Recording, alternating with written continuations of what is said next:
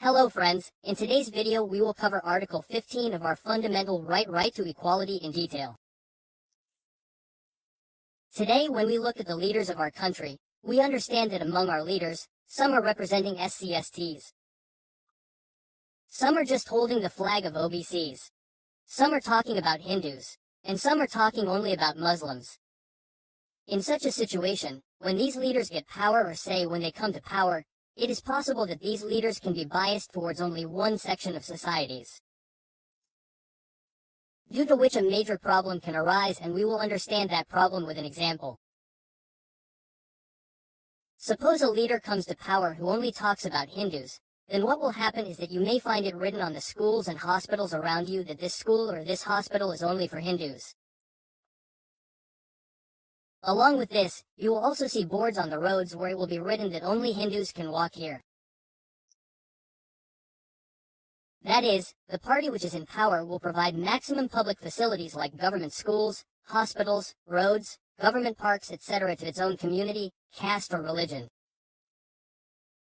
Such a situation should not arise. For this, our constitution makers have given us Article 15. Article 15 tells the government that when you provide these public facilities which are state-sponsored or in which there is state partnership, then at that time you cannot keep any condition related to religion, race, caste, sex, and place of birth. That is why no matter which party is in power, be it a school or a road, whatever is built is for everyone, not for any particular section of the society. This means that Article 15 says that the state cannot discriminate between citizens on the basis of religion, race, caste, sex, or place of birth. But apart from these 5 grounds, if the state wants, it can discriminate on the basis of any other criteria. For example, you must have seen it written on some road that big vehicles are not allowed here.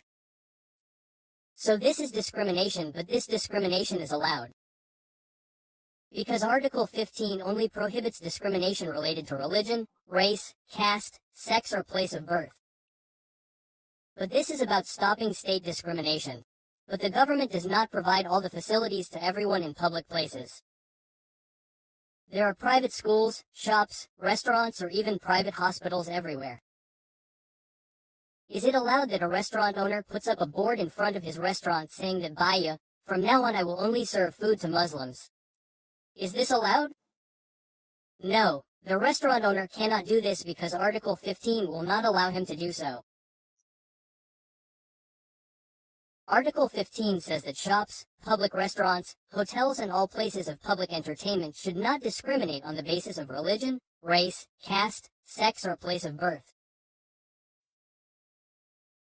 even if it is the property of private individuals.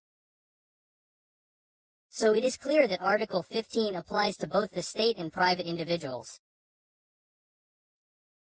No one is allowed to discriminate on the basis of religion, race, caste, sex, or place of birth. But while Article 15 prohibits discrimination on these 5 grounds, Article 15 also allows the state to do protective discrimination.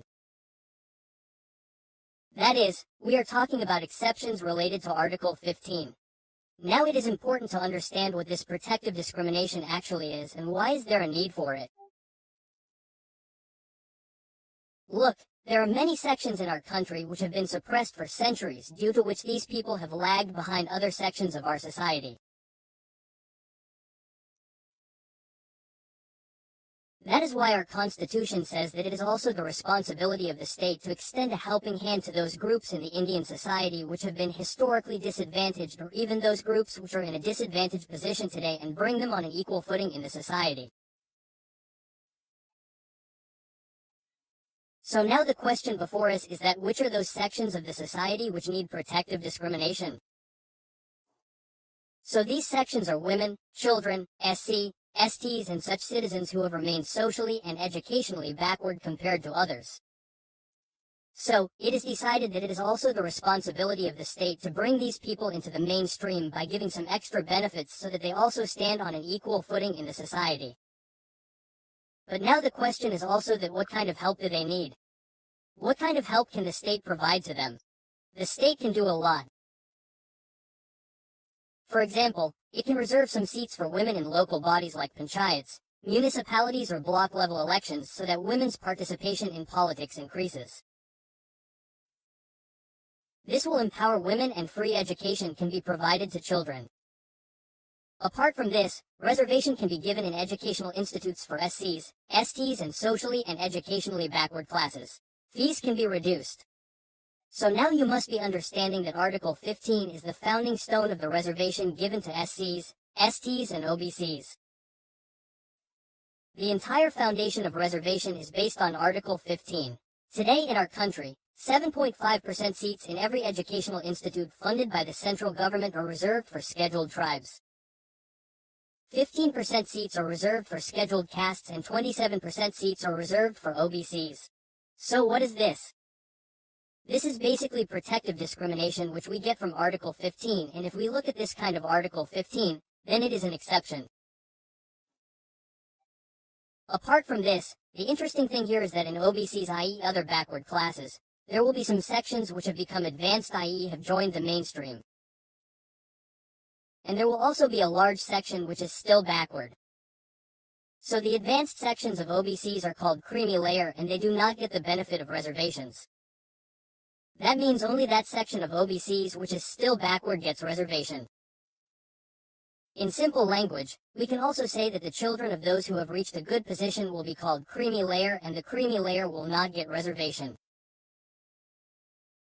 Suppose you belong to OBC category and later you become an IAS officer, then your children will be considered part of the creamy layer and in this way your children will not get the benefit of reservation.